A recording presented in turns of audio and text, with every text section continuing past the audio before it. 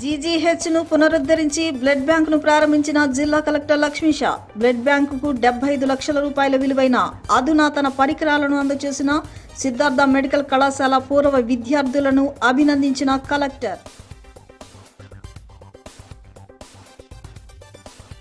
నాటకీయ పరిణామాల మధ్య తన పదవికి రాజీనామా చేసిన విజయ డైరీ చైర్మన్ చలసాని ఆంజనేయులు రాజీనామా లేఖను మంత్రి పార్థసారథికి అందజేత.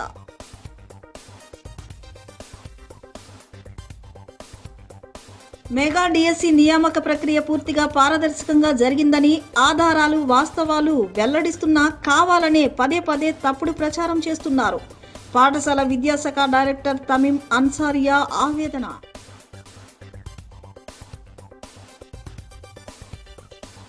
మెగా డిఎస్సి ప్రక్రియపై తప్పుడు ప్రచారం చేస్తున్న వైసీపీ నాయకులకు టీడీపీ ఎమ్మెల్సీ ఆలపాటి రాజేంద్ర ప్రసాద్ సవాల్.